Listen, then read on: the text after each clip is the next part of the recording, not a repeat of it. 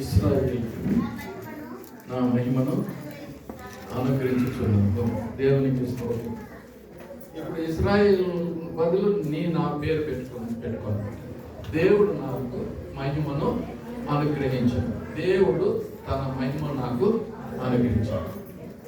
చెప్పుకున్నాను. దేవుడు తన మహిమను నాకు అనుగ్రహించను. ఏమనుగ్రహించినాడంట? దేవుడు మహిమా స్వరూపి. హల్లెలూయా. దేవుడు ఏ స్వరూపి? ఇప్పుడు మనకు వాగ్దానం దేవుడు ఈ బైబిల్లో చూపించినాడు. వేల కొలది ఉన్నాయి. అయితే ఒక మాటను మనం చదివినాం. దేవుడు ఇచ్చినటువంటి సంఘానికి మరలా మనకు ఇండివిజువల్గా ప్రత్యేకంగా ఒక్కొక్కరికి కూడా ఉన్నాయి. అవి కూడా మనము తీసుకుందాం. హల్లెలూయా. ఇప్పుడు మనము జనరల్గా సంఘానికి ఇచ్చినటువంటి వాగ్దానం మనం చదివినాం. దేవునికి స్తోత్రము. ఇప్పుడు మరి ఆ వాక్యం పైన చేయబెడతాం. హల్లెలూయా. హల్లెలూయా.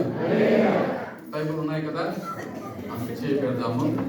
దేవుడా, నీవు నాకు ఈ వాగ్దానం ఇచ్చినావు అని చెప్పి చిన్న ప్రార్థన, గౌరవ పలికి వచ్చిన శాంతం ప్రార్థన, చిన్న ప్రార్థన. ప్రభువా, మాకు ఈ వాగ్దానం ఇచ్చినావు, నీకు స్తోత్రం అయినా అని చెప్పి ఒక చిన్న ప్రార్థన చేయండి.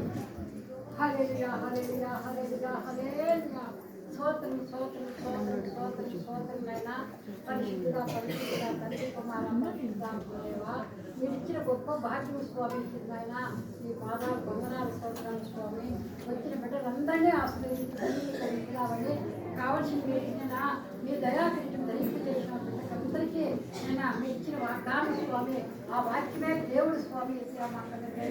ఇవేనైనా ప్రతి బిడ్డకు మీరు వాగ్దానం ఇచ్చినారని మీ కృపను పొందుకుని ప్రతి బిడ్డ వాగ్దానాన్ని గురించి ప్రార్థన చేయండి స్వామి. ప్రతి బిడ్డ నీ నామం ధరించుకున్నారు. బిడ్డలకందరికీ వాగ్దానం ఇచ్చినావు స్వామి. ఈ వాగ్దానాన్ని బట్టి లెక్క పుట్టుకోమని చెప్పి మా తల్లి చేస్తున్నాము. హల్లెలూయా. ఇప్పుడు చెప్తాము. దేవుడు